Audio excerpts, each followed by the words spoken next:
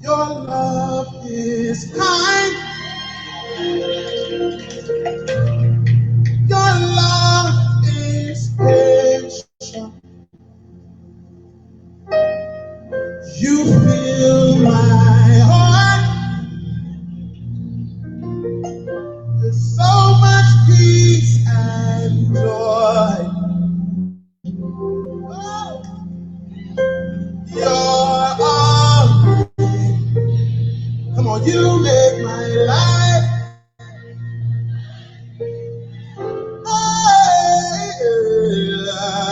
Oh, your arms, you make my life. My life.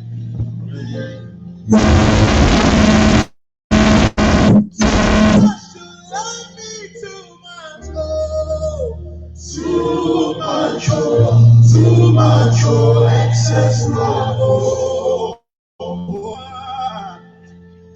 Jesus, you love me too much, too much, excess love. Jesus, you love me too much, excess love. Jesus, you love me too much,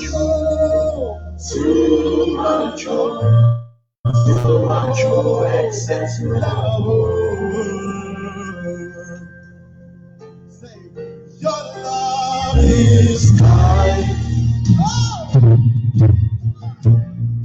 Your love is patient. Say you fill my heart, you fill my heart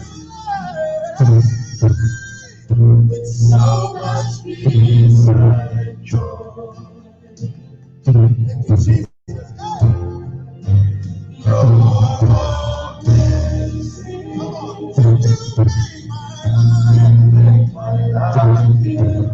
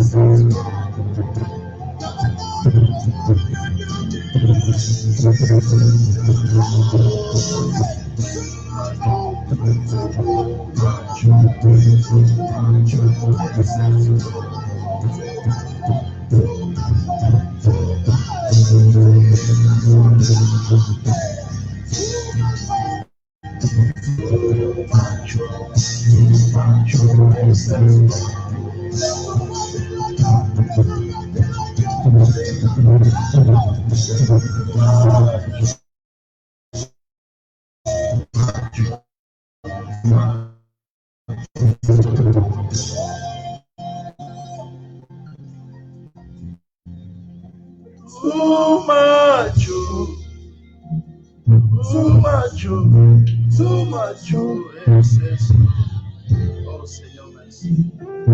Merci Seigneur pour ta grâce. Merci Seigneur. Bien-aimés dans le Seigneur, nous bénissons Dieu, nous lui rendons toute la gloire. Nous allons élever nos voix, notre Seigneur, pour bénir notre Seigneur et notre Dieu. Nous allons élever nos voix, bien-aimés dans le Seigneur, pour le bénir. Nous allons élever nos voix, bien-aimés, pour le louer, pour le glorifier. Élevons nos voix ensemble, bien-aimés, bénissons le Seigneur. Tendre Père, nous élevons nos voix vers toi et nous te bénissons. Merci pour ce moment merveilleux que tu nous donnes de nous tenir dans ta présence.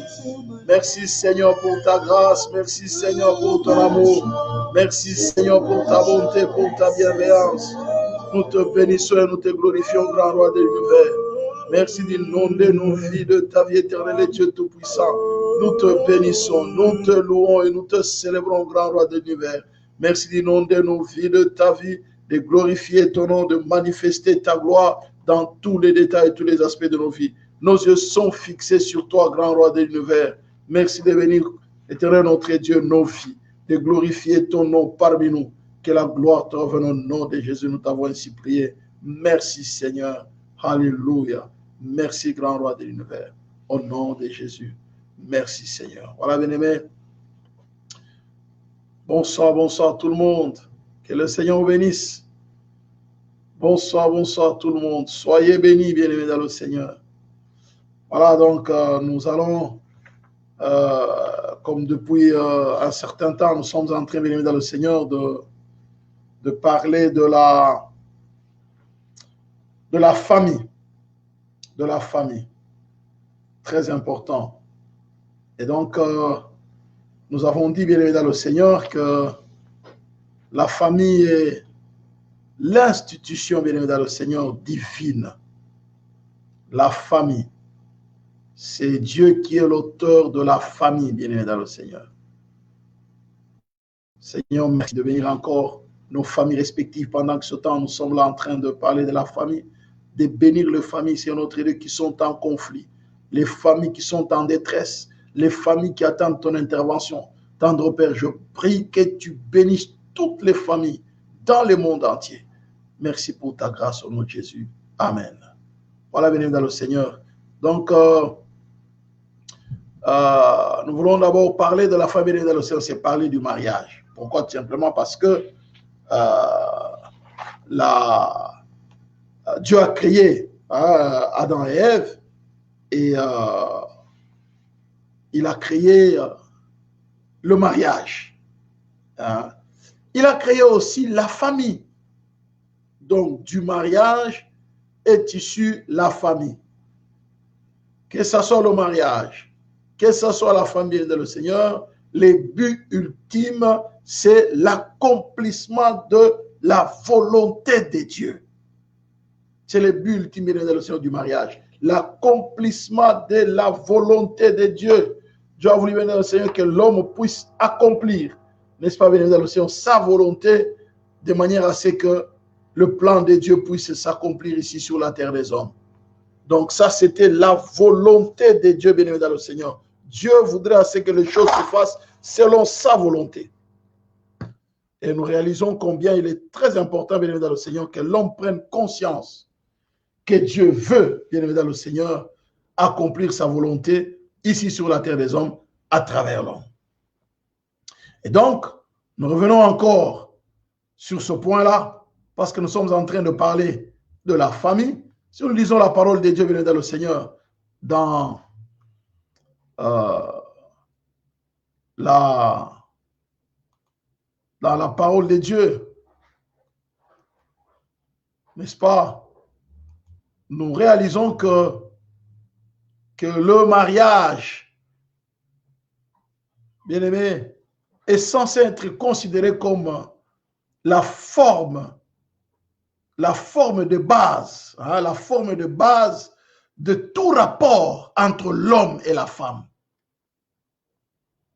Donc, il faut nécessairement, bien aimé dans le Seigneur, qu'il y ait le lien, hein, du mariage, entre le lien du mariage et la personne, bien aimé dans le Seigneur, qui est, bien aimé,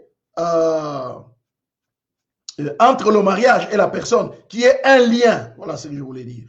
Il faut qu'entre le mariage et la personne, qui ait un lien.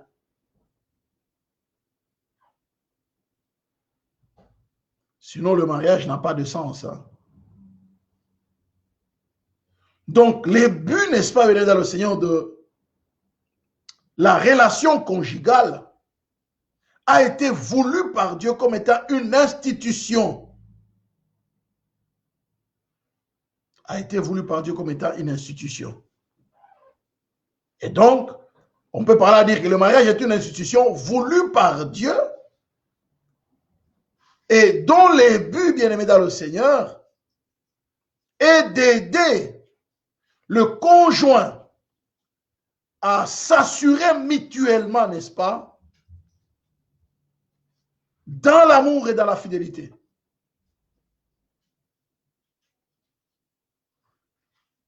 Et le but du mariage, bien aimé, c'est l'éducation à donner à la progéniture.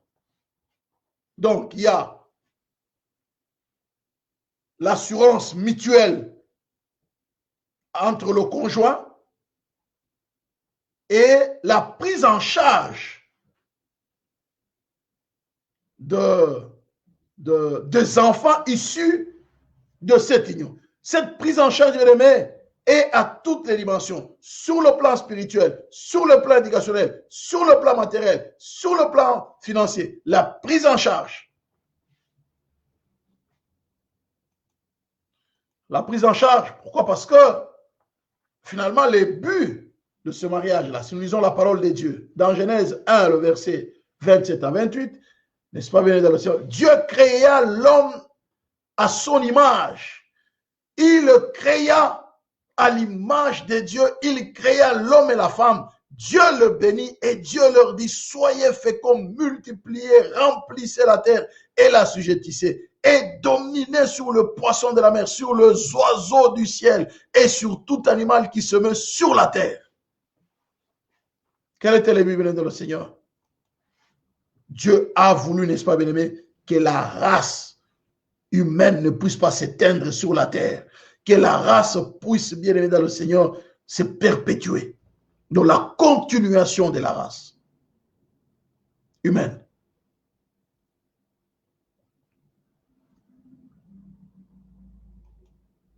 Deuxièmement, Dieu a voulu le mariage pour qu'il y ait, bien dans le Seigneur, cette collaboration entre l'homme et la femme. C'est pourquoi nous lisons dans la parole de Dieu, nous parlons bien de la famille.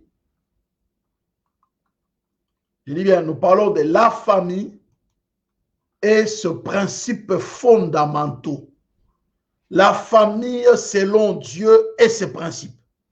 Je dis bien, la famille selon Dieu et ses principes.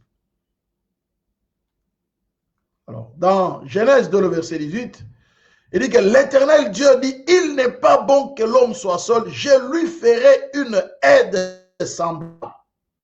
Donc, par là, on voit bien aimé, Dieu a voulu, le but de Dieu, c'est que d'abord, nous le disons, le but de Dieu, le but pour lequel Dieu a voulu le mariage, c'est d'abord pour pouvoir, bien aimé, n'est-ce pas, permettre sur. Et deuxièmement, entre l'homme et la femme, permettre la collaboration entre l'homme et la femme. L'homme et la femme puissent vivre dans une atmosphère de collaboration, dans une atmosphère d'échange mutuel. Ce n'est pas le rapport dominant-dominé, non, non, une collaboration.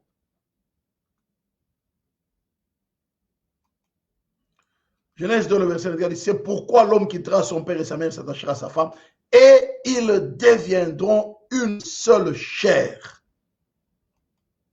Eh bien, ils deviendront une seule chair. Ils deviendront. Alors, par là, bien dans le Seigneur, nous voyons non seulement la collaboration, mais nous en avons parlé hier, on a même prié pour ça. C'est l'unité, bien-aimée, l'unité des époux, l'unité entre l'unité des époux, que les époux soient unis. Les époux soient unis. Oui, n'est-ce pas?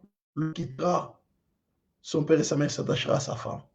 Pourquoi? Parce qu'il a fait tomber l'homme dans un profond sommeil. L'homme s'est endormi. Il a pris ses côtes dans le Seigneur. Il a refermé la place là où il a tiré cette côte. Et puis il a formé la femme dans le Seigneur de la côte qu'il a tirée de l'homme.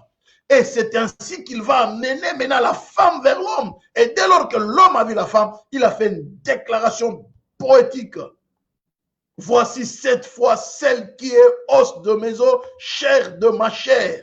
On l'appellera femme parce qu'elle a été prise de l'homme. L'unité. L'unité dans le mariage. Premièrement, la raison du mariage. Nous avons parlé bien dans le Seigneur, d'abord, sachant que c'est une institution de Dieu, d'abord, pouvoir perpétuer la race humaine. Et deuxièmement, bien évidemment, le Seigneur, la collaboration mutuelle. Et deuxièmement, nous voyons bien l'unité des conjoints. L'unité entre des époux.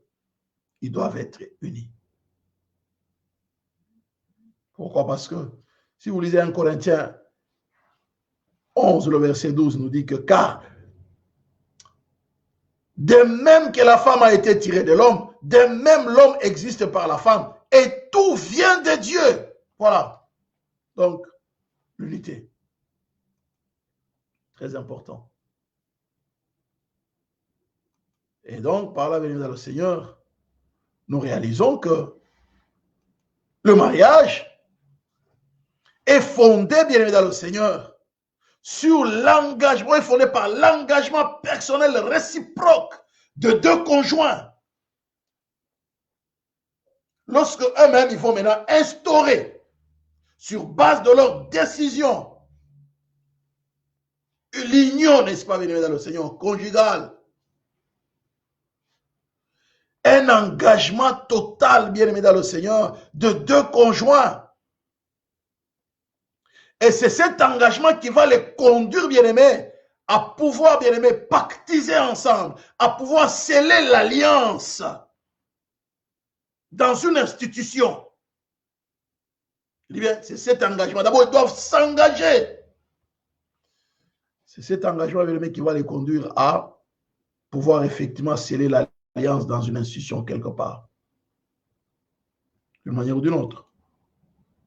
Voilà.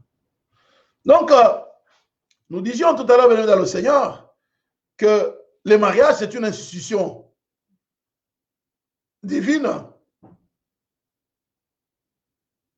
dans le sens que il s'agit d'une disposition établie par Dieu. Et est un ordre inscrit à titre essentiel dans la création même. Un autre. D'où le mariage ne peut pas se faire comme on veut. Parce que du mariage est issu la famille.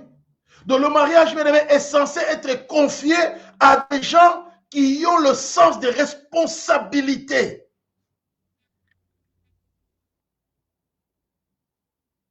Les sens des responsabilités, parce qu'ils doivent collaborer, ils doivent être réunis, ils doivent prendre conscience qu'ils ne peuvent pas être séparés. Non seulement de l'extérieur, mais eux-mêmes, ils ne doivent pas faire en sorte qu'ils se séparent, à part la mort. Donc le mariage est confié, bien dans le Seigneur, à des gens qui sont pleinement responsables. C'est pourquoi il faut d'abord l'engagement personnel entre les conjoints. Parfois, il y en a qui s'engagent en prenant conscience pourquoi de la chose. Il y en a qui s'engagent, voilà, à la vague. Et finalement, parfois, des catastrophes arrivent. Ce n'est pas parce que c'est lui qui était conscient, mais la personne qui n'était pas consciente du pourquoi et du comment on s'engage.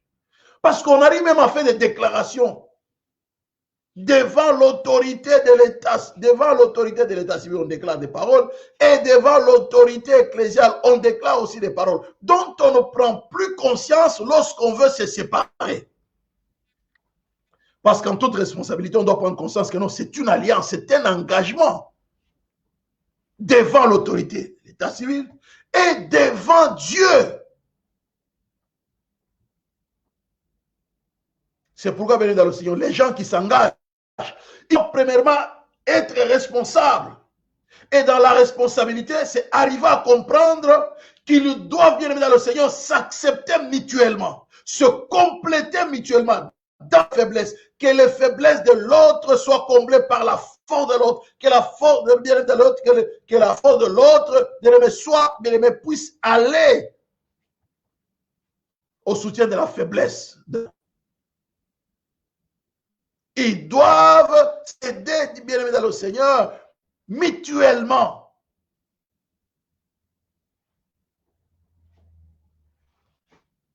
S'aider mutuellement. Très important. Pourquoi, bien aimé dans le Seigneur?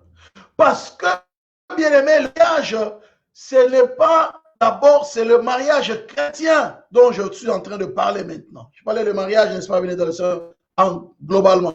Le mariage chrétien, bien aimé dans le Seigneur, parce que les gens marient. Les gens se marient. Mais le mariage chrétien, bien dans le Seigneur, c'est d'abord que les conjoints puissent comprendre que c'est un mystère.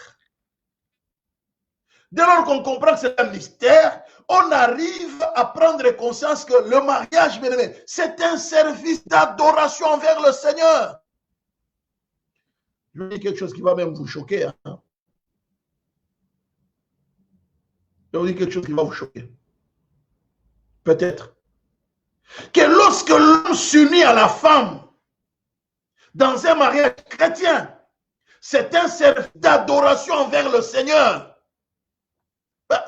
C'est Dieu qui a dit, n'est-ce pas, l'homme s'attachera à sa femme, ils deviendront une seule chair.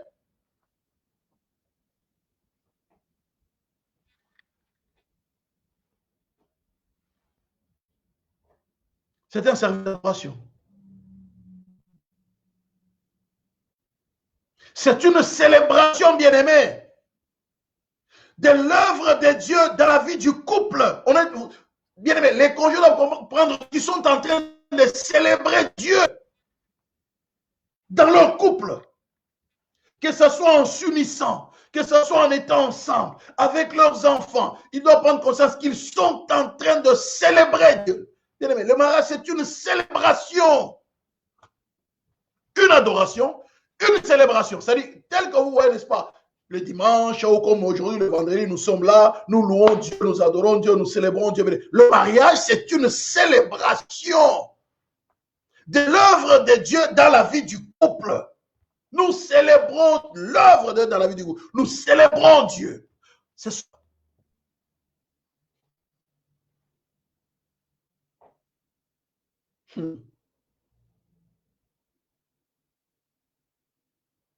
Bien dans le Seigneur. C'est pourquoi il faut que nous puissions prendre conscience de cela. Pourquoi? Parce que le mariage, bien dans le Seigneur, est fondé par la volonté de Dieu et la sagesse divine. Je dis bien, le mariage est fondé, bien aimé dans le Seigneur, par la volonté de Dieu. L'homme n'a jamais été demandeur du mariage. Premièrement, d'abord, Adam n'a jamais demandé que Dieu puisse le créer. C'est sa propre volonté que Dieu a créé Adam. Nous arrivons à Ève. Ève n'a jamais demandé à Dieu de la créer. C'est par sa propre volonté que Dieu va créer Ève. Et même, Adam n'a jamais demandé à Dieu de lui donner Ève. C'est Dieu lui-même, il dit, il n'est pas bon que l'homme soit seul. Je lui ferai, je lui ferai, je lui ferai. Il n'est pas bon. Je lui ferai. Il faut que chaque homme puisse prendre conscience que la femme doit lui être donnée par Dieu. Alléluia. C'est pas l'homme de passer le temps à chercher belle, n'est pas belle, oh, moi j'aime cheveux crépus. Non, non, non, non, non, non, non. Il faut attendre que Dieu te donne. Vous allez dire, mais c'est pas ça. Je veux dire, non, non, non. C'est dans la prière où tu attendras que Dieu te dise c'est elle. Que Dieu va l'amener pour te dire voilà, c'est elle. Dans la prière. Parce que Adam n'a jamais dit, c'est Dieu qui est venu avec Ève. Hein. Et voilà, je l'amène à l'autel. Dieu amène Ève à l'autel comme le Père. Comme on voit dans le mariage à l'église, le Père amène sa fille à l'autel. C'est comme ça que Dieu a amené Ève à l'autel, là où Adam était déjà là, il attendait. Dieu amène Ève à l'autel. Il dit à Adam, je t'amène ta femme, c'est ma fille. Donc, dans les relations entre époux, il faut que l'époux prenne conscience que cette femme-là, même si son père il met là, dans l'autel à l'église, mais qu'il prenne conscience, cette femme-là, c'est son père céleste qui le lui a donné. Et là, on ne fait pas n'importe la femme. Hein. On ne fait pas n'importe quoi avec la femme. On doit la respecter. On doit l'aimer. On doit l'honorer. On doit la comprendre dans ses faiblesses. Je ne fais pas l'apologie de la femme hein, ce soir.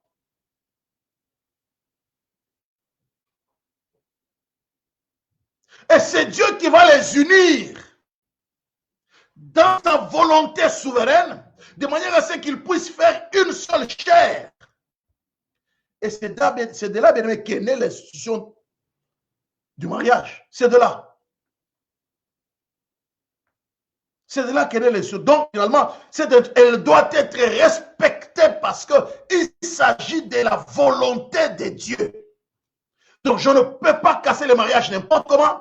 Tant que j'ai été devant les gens, je leur ai dit que cette femme, c'est Dieu qui me l'a donnée.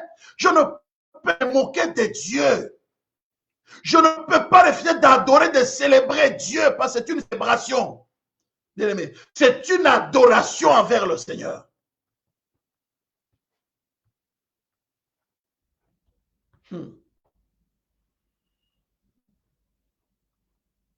Bien-aimé, nous devons reconnaître les hommes, les païens ou les incroyants, ils s'unissent aussi par une alliance humaine, hein, des mariages légitimes. Oui. Donc, selon la volonté, le rapport entre Ève et Adam est réalisé en tout mariage. Même si c'est les païens, le rapport entre Ève et Adam est réalisé en tout mariage. C'est donc en tout mariage que se réalise la volonté divine sur la création. Tout mariage. Oh ouais, mais pasteur, je l'ai épousé quand je ne connaissais pas. Là maintenant, je connais Dieu. Divorcé. Non, non. Non, non, non. Si lui n'est pas d'accord, tu ne divorces pas.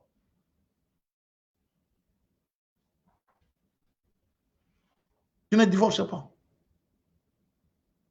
Et par là, bien aimé, donc nous prenons conscience, le but pour lequel, bien aimé, le mariage chrétien a été, bien aimé, institutionnalisé par Dieu. Quel est l'objectif fondamental? L'objectif fondamental du mariage chrétien, c'est la reproduction de membres de la famille humaine. La reproduction. Pourquoi? Parce que Dieu a créé Adam et Ève. Il a créé le mâle et le femelle. Le mâle et la femelle. Hein? Donc, il a... Que Dieu pardonne. Il a créé le mâle et la femelle. Il a préparé le cadre par lequel les enfants devraient naître. C'est lorsqu'il y a une femme, il y a un homme. Alors, les gens qui se marient, bien aimés dans le Seigneur, les gens qui s'unissent en étant femme, femme, homme, homme, nous respectons ces gens, on les aime. Ils ne réalisent pas qu'ils sont en dehors du cadre marital, du cadre du mariage tel qu'établi par Dieu à l'origine. L'homme et la femme afin qu'ils puissent procréer. Genèse 1, le verset 27 à 28. L'objectif fondamental de tout du mariage, c'est la procréation, la reproduction des membres de la famille, afin que la famille bien-aimée, pour la continuation de la race humaine sur la terre.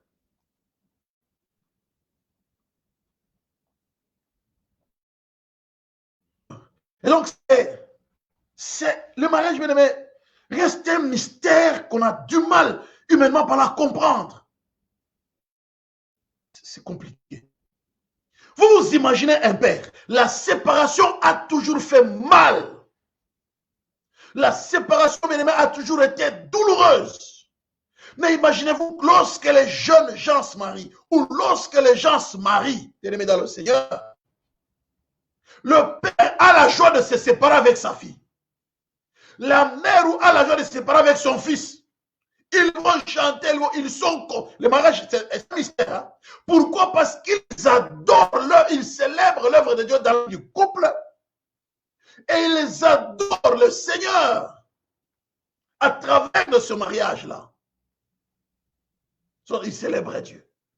Le papa est content d'avoir... Et pourtant, c'est une séparation. Et pourtant, la séparation a toujours été douloureuse. La séparation, ça fait triste. Mais le père est heureux et content parce qu'on a épousé sa fille. La maman de l'autre, les parents de l'autre aussi sont contents que leur fils se sépare d'eux pour aller faire une famille. L'homme quitterait son père, n'est-ce pas? Sa mère est ça. Et son père pour s'attacher à sa femme. Et les deux deviennent de seul chair. Devenez dans le Seigneur. Les humains sont censés remplir la terre et étendre leur habitat jusqu'au retour du Seigneur. C'est ça la volonté de Dieu. Pourquoi? Parce que tant que vous restez chez papa, chez maman, Dieu n'est pas d'accord. Il dit non, non, non, non. Pour la meilleure façon, n'est-ce pas, de perpétuer la race humaine, l'homme doit quitter, il doit épouser la femme, il doit être ensemble, et ainsi qu'eux aussi doivent perpétuer la race humaine.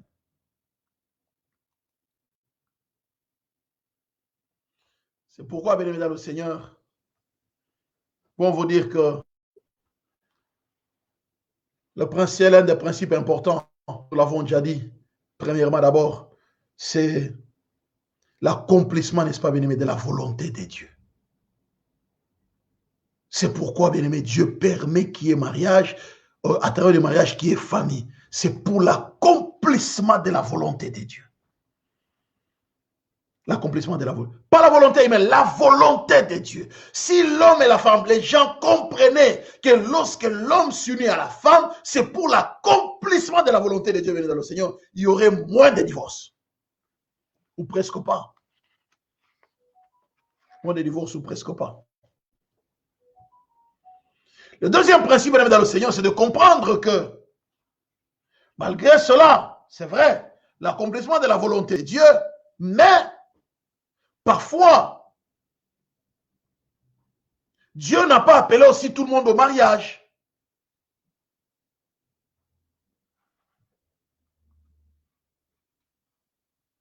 Donc le mariage n'est pas indispensable pour tout le monde. Il ne faut pas me dire que le pasteur a dit qu'il ne faut pas se marier. Il dit, le mariage n'est pas indispensable pour tout le monde. C'est ce que la parole de Dieu nous dit. Le mariage n'est pas indispensable pour tout le monde. Indispensable pour tout le monde. Le mariage n'est pas indispensable pour tout le monde. Maintenant, bon, ça dépend. Hein?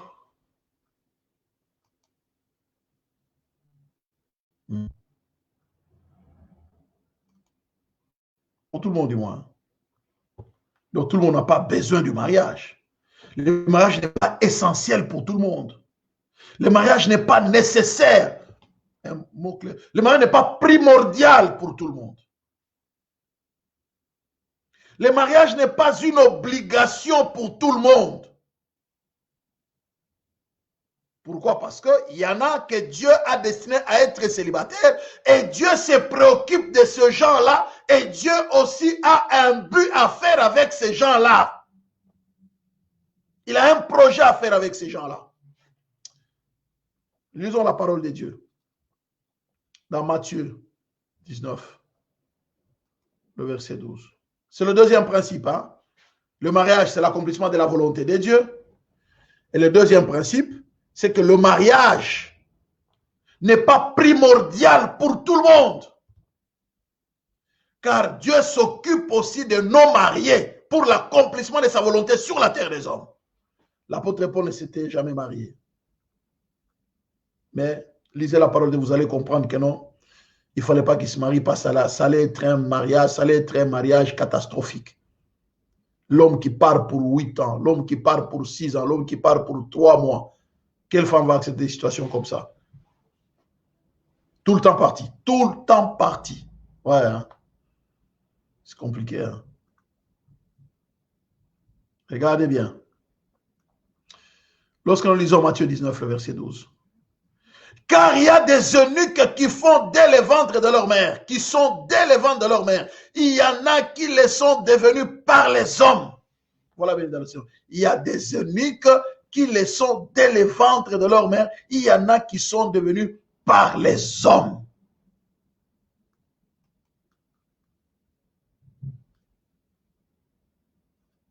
Il y en a qui les sont devenus par les hommes. Oui, béni dans le Seigneur. Donc, c'est pour dire que il y en a. Lisons un peu Ésaïe. Ésaïe 56, le verset 4. Je vais donner peut-être juste 4 à 5 principes. Ésaïe 56, le verset 4. Car ainsi parle l'Éternel aux eunuques qui garderont mes sabbats, aux eunuques qui garderont mes sabbats, qui choisiront ce qui m'est agréable et qui persévéreront dans mon alliance. Je donnerai dans ma maison et dans mes murs une place et un nom préférable à des fils et à des filles. Je leur donnerai un nom éternel qui ne périra pas. Aux eunuques.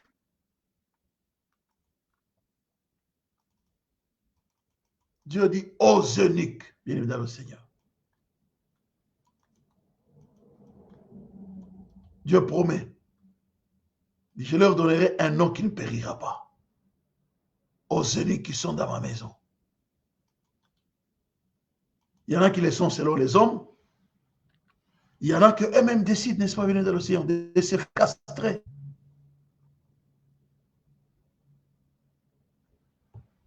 Pourquoi venir? De se faire châtrer. Dis non, non, je n'ai pas besoin, moi, des femmes, je n'en ai pas besoin. Ce besoin-là, on peut me l'enlever. Moi, je vais vivre comme ça. Voilà. La Bible dit, il y en a qui les sont selon les hommes, il y en a qui les sont selon Dieu. C'était les choix de Dieu.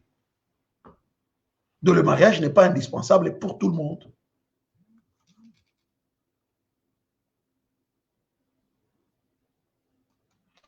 Ah ouais. Ah, Jérémie 16. Je vous ai déjà lu ces versets ici. Jérémie 16. Vous allez vous rendre compte que Jérémie, bien dans le Seigneur, c'était quelqu'un d'extraordinaire. Hein? Jérémie était quelqu'un d'extraordinaire. Regardez ce qui est écrit dans la parole de Dieu. Jérémie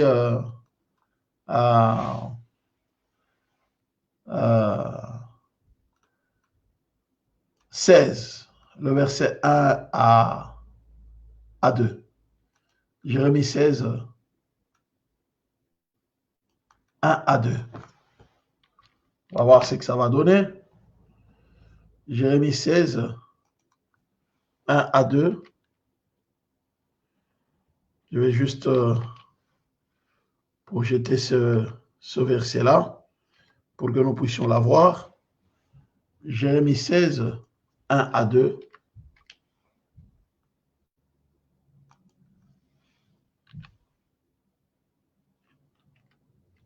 Oui, n'est-ce pas?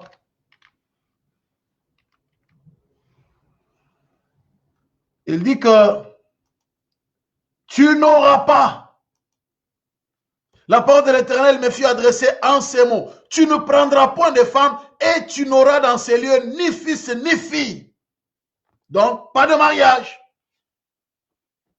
Dieu dit clairement à Jérémie, pas de mariage, tu ne te maries pas. Tu n'as pas besoin de femme, tu n'as pas besoin d'enfant.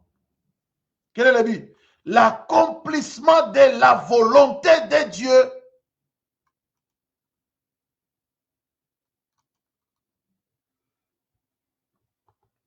Dans le Seigneur. Nous réalisons les mariages, hein, c'est une affaire qui concerne la famille. Non seulement la famille, mais encore, ça concerne la tribu, ça concerne la communauté, n'est-ce pas? Mais donc, voilà.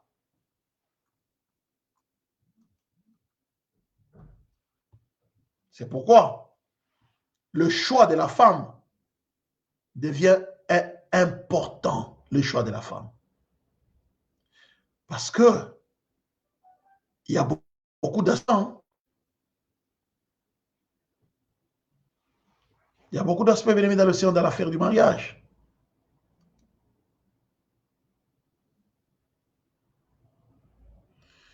Et donc, bien aimés dans le Seigneur, parmi les principes qui concernent la famille, notamment, c'est que le mariage, bien aimés dans le Seigneur, il y en a que Dieu a appelé à ne pas fonder de famille. Voilà, dit non, non. Toi là, tu n'as pas fondé la famille. Jérémie dit, tu ne prendras ni femme, tu n'auras ni fils, ni fille. Voilà, c'est comme ça. Tu resteras comme ça. Il y en a des eunuques, bien aimés dans le Seigneur, selon Dieu, et il y en a selon les hommes. Rappelez-vous, selon Dieu et selon les hommes. Des eunuques selon Dieu et aussi des eunuques selon les hommes. Et n'ont pas fait les choix, bien aimés dans le Seigneur. C'est Dieu lui-même qui décide. Il dit, voilà, toi, regarde ce que moi je veux pour toi.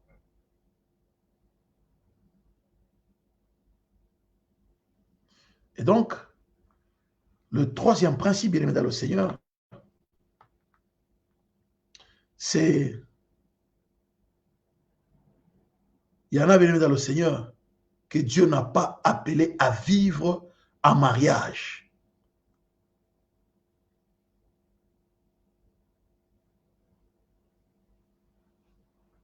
Il y en a que Dieu n'a pas appelé, bien aimé dans le Seigneur, dans le mariage. Il y en a qui n'ont pas été disposés au mariage, malgré qu'il peut y avoir des enfants.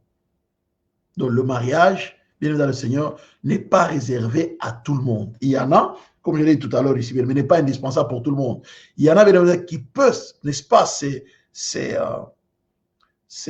s'entêter de faire, de se marier, d'avoir même les enfants, mais parfois, bien aimé, ça se termine très mal. Ça se termine très mal. Pourquoi? Parce que il y a des familles là où la séparation est la solution la plus privilégiée, sinon il y aurait mort d'homme. La séparation.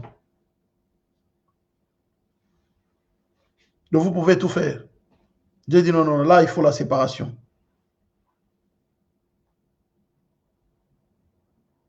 Oui, bien aimé dans le Seigneur. Il y en a, bien aimé, Dieu veut la séparation. Dieu dit que c'est la seule solution. Sinon, ça ne donnera pas quelque chose de bien.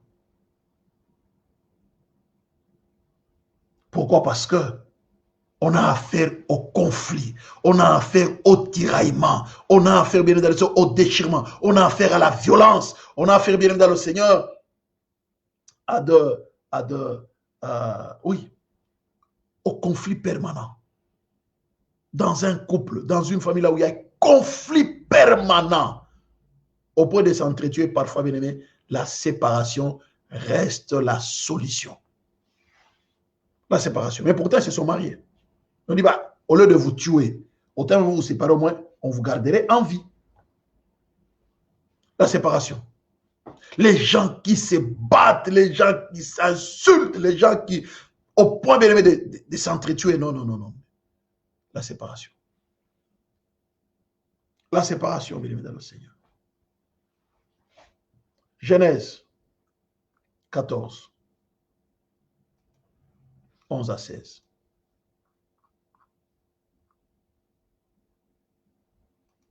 Je vais donner 4 principes. Il reste un principe. Hein. Genèse 14, 11 à 16.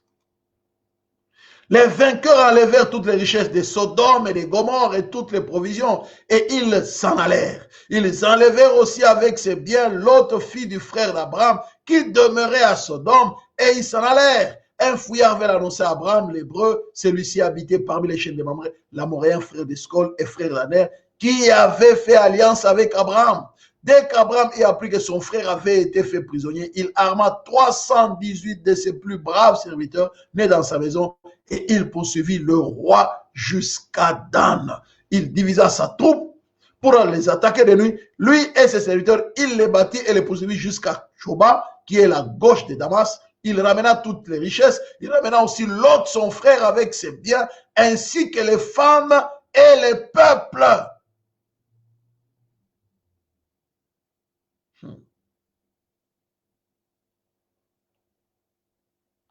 Bien-aimé dans le Seigneur, là, n'est-ce pas, bien-aimé, il fallait qu'il y ait séparation dans cette famille. L'autre s'était séparé avec son oncle, Abraham. À cause de quoi? Les querelles. Trop de querelles. Dieu a permis qu'ils se séparent.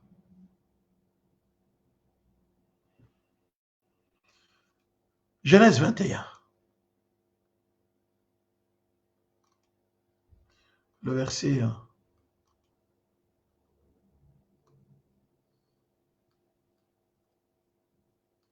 8.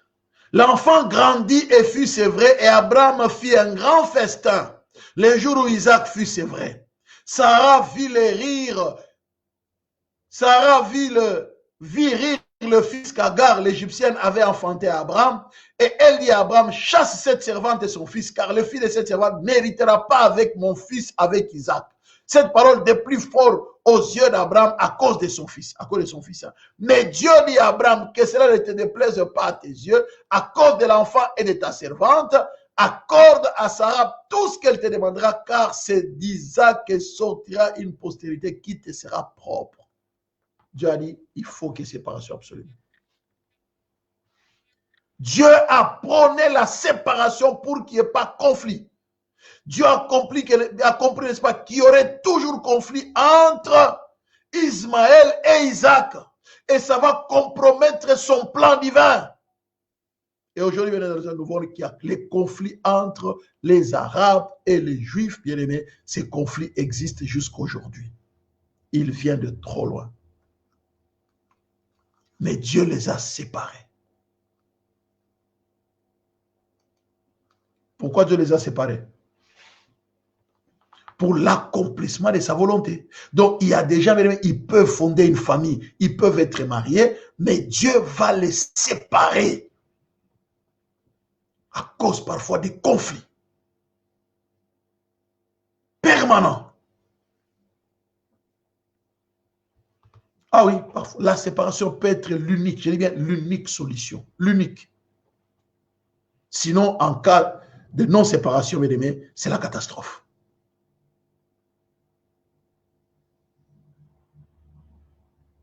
Que Dieu nous aide. Que Dieu nous aide.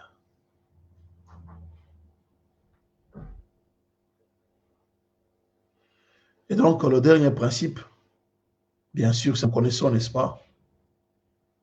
C'est Dieu doit être au-dessus de tout, dans le mariage tout comme dans la famille. Dieu doit être au-dessus de tout. D'abord Dieu. Je dis bien d'abord Dieu. Dieu doit être au-dessus de tout, bien sûr, dans les mariages. Parce que dans Matthieu 19, le verset 29, et quiconque aura quitté à cause de mon nom, maison, frère, sœur, père, mère, femme, enfant, ou terre recevra beaucoup plus et héritera la vie éternelle. Tout quiconque aura quitté à cause de moi. Maison, frère, sœur. Donc, bien évidemment, le Seigneur, ça montre que d'abord, ce qui importe, c'est d'obéir à Dieu. C'est ça la priorité dans la famille. La priorité, bien aimé, c'est de l'obéissance à Dieu. La priorité, bien aimé, c'est la relation avec Dieu. C'est ça la priorité, bien aimé, dans la famille, dans le mariage. D'abord Dieu. Dieu doit être la priorité. Dieu doit être mis à la première place. Tu ne peux pas aimer ton mari plus que Dieu. Tu ne peux pas aimer ta femme plus que Dieu. Tu ne peux pas aimer tes enfants plus que Dieu. Non, d'abord Dieu.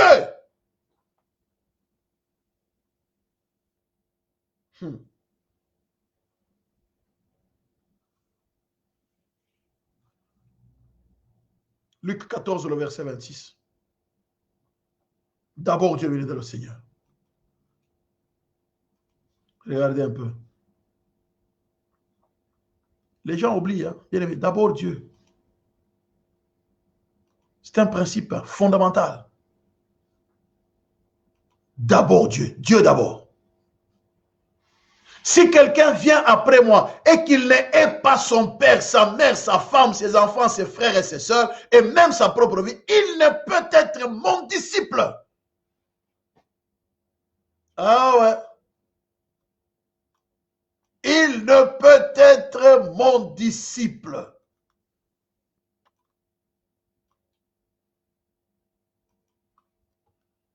Devenez dans le Seigneur. Donc l'amour envers le Seigneur doit être grand, plus grand, par rapport à l'amour envers sa femme, envers sa fille, envers son fils, envers son mari. D'abord, l'amour doit être plus grand. Eh oui. Il y a des femmes dans le Seigneur, quand l'homme dit que non, voilà, je vais partir, donc ce jour-là, il arrête même de prier. C'est comme si c'était la fin du monde. Non. Non, non. Fais confiance au Seigneur. Attache-toi à Dieu. Attache-toi à Dieu, s'il te plaît. Attache-toi à Dieu. Fais confiance au Seigneur. Laisse Dieu contrôler cet homme-là. Laisse Dieu s'en occuper. Ton amour envers Dieu doit être plus important que l'amour envers cet homme à qui tu t'attaches comme si c'était la fin du monde. Aime Dieu plus que cet homme. Tu vas voir. Sinon, tu vas souffrir des ulcères d'estomac, des troubles digestifs. Tu auras des maladies psychosomatiques pour rien. Aime Dieu. Dieu ne reçoit jamais. Dieu touchera son cœur. Si quelqu'un vient après moi, qu'il n'ait pas son père, sa mère, sa femme, ses enfants, ses frères et ses soeurs, et même sa propre vie, il ne peut être... Ce sont des principes fondamentaux, n'est-ce pas, que nous connaissons.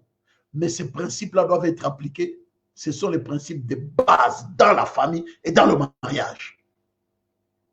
Je disais d'abord, arriver à comprendre d'abord que le mariage, c'est pour l'accomplissement de la volonté de Dieu, du plan de Dieu. Deuxièmement, le mariage n'est pas indispensable dans le Seigneur pour, n'est-ce pas, n'est pas indispensable pour tout le monde. N'est pas indispensable pour tout le monde. Dieu s'occupe aussi de non-mariés ou de célibataires. Troisième principe, Dieu permet la séparation dans le mariage, dans la famille, en cas de conflit permanent, en cas de mésentente permanente, au point d'amener la mort. Oui, Dieu permet la séparation. Si c'est pour l'accomplissement de sa volonté, Dieu permet la séparation, fait que sa volonté s'accomplisse. Et troisièmement, bien dans le Seigneur, c'est que, et quatrièmement, Dieu doit être à la première place. La relation avec Dieu doit primer plus que la relation avec son mari, plus que la relation avec sa femme, plus que la relation avec ses enfants. D'abord, la relation avec Dieu, l'obéissance à Dieu. Si quelqu'un aimait Dieu plus que tout le monde dans la famille, tu dois aimer Dieu plus que ton mari. Tu dois aimer Dieu plus que ta femme. Tu dois aimer Dieu plus que tes enfants. Plus que tes enfants. Si quelqu'un vient après moi et qu'il n'ait pas son père, sa mère, sa femme, ses enfants, ses frères et ses sœurs, et même sa propre vie, il ne peut être mon disciple. Voilà, bien dans le Seigneur, quelques principes fondamentaux sur le mariage. Que Dieu bénisse. Que Dieu nous aide à comprendre que la famille, tout comme le mariage, bien dans le Seigneur, ont des principes qu'il faut savoir mettre en pratique. D'abord, comprendre que la famille, tout comme le mariage, n'est-ce pas, est là pour l'accomplissement de la volonté de Dieu. Deuxièmement, le mariage ou la famille n'est pas indispensable. Quelqu'un de fonder une famille, se marier, fonder une famille, ce n'est pas indispensable pour tout le monde. Il y a des gens que Dieu a préféré qu'ils soient comme ça. Jérémie, Dieu lui a dit, ne prends pas de femme, ni fils, ni fille. Mais Jérémie a accompli la volonté de Dieu. L'apôtre Paul ne s'est pas marié. À un moment, il disait même, n'avons-nous pas le droit aussi de prendre une femme aussi comme les autres apôtres? Il est resté comme ça. Troisième principe, c'est d'arriver à comprendre bien dans le Seigneur qu'en cas de mésentente persistante et permanente, mésentente persistante, mésentente permanente, mésentente incessante, conflit, qui empêche même d'accomplir la volonté de Dieu. Dieu permet une séparation. Un homme qui ne veut pas que la femme prie, un homme qui est méchant, Dieu peut permettre une séparation. Soit Dieu convertit, soit Dieu permet la séparation.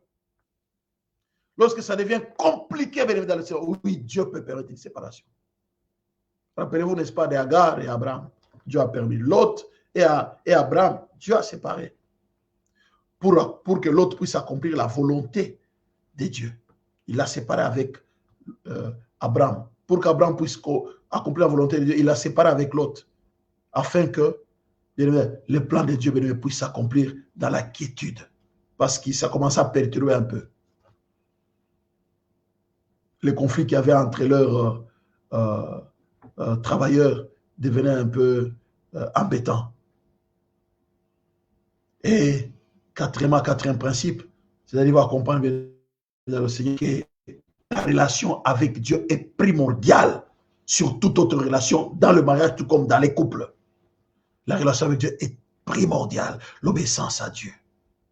Si quelqu'un me hait, n'est-ce pas, même plus que son père, même me hait plus que son père, sa mère et consomme, il ne peut être mon disciple. Que Dieu bénisse ainsi cette parole, que Dieu nous aide à marcher dans ce principe. Au nom de Jésus, j'ai ainsi prié. Amen. Alléluia. Soyez levés, bénis dans le Seigneur, nous voit pour dire Seigneur, merci. Merci pour nos familles. Aide-nous à marcher dans tes principes. Que ce soit pour la famille, que ce soit dans le mariage, aide-nous, Seigneur notre Dieu, à marcher dans tes principes pour l'accomplissement de ta volonté. Élevons nos voix, prions le Seigneur. Tendre Père, merci. Merci pour ta parole qui est la vérité, que tu nous aides, éternel notre Dieu, à l'accomplissement de ta volonté dans le mariage, dans les couples. Nous ne voulons pas, c'est notre Dieu, passer à côté de ce que toi tu veux que nous puissions accomplir. Nous te bénissons, nous te louons, nous te célébrons, nous te glorifions, nous te magnifions au nom puissant de Jésus-Christ. Merci Seigneur notre Dieu pour ta grâce. Merci tendre Père pour ta faveur, pour ta fidélité. Au nom puissant de Jésus, tu es digne d'être loué, d'être célébré, glorifié, magnifié. Aide-nous tendre Père à marcher selon tes principes, le principe que toi tu as établi. Alléluia, afin que nous puissions vivre dans la paix, dans la quiétude. Seigneur notre Dieu, nous refusons d'être à côté de ta volonté. Nous voulons marcher dans ta volonté dans nos familles. Nous voulons tendre, Père, faire les choses telles que toi tu le veux. Seigneur, merci. Merci de bénir chacune des familles représentées ce soir en ces lieux et merci de glorifier ton nom. Que l'honneur, la gloire, la majesté te reviennent. Au nom de Jésus, nous t'avons ainsi prié. Merci Seigneur. Amen, amen, amen. Soyez bénis bien dans le Seigneur, que Dieu bénisse. Bonne soirée, nous allons apporter notre offrande à la maison du Seigneur. N'oubliez pas, le numéro de compte est en train de défiler là en bas. Donc, pour vos dons, vos dîmes, vos offrandes, le numéro de compte est là, IBAN 08 BE 08 06 89 08 19 99 13. Voilà, venez dans le Seigneur, le numéro de compte dont nous apportons notre offrande à la maison du Seigneur. Sinon, que Dieu vous bénisse. À tout à l'heure pour notre veillée des prières. Soyez bénis. Je vous aime beaucoup. Merci. À bientôt.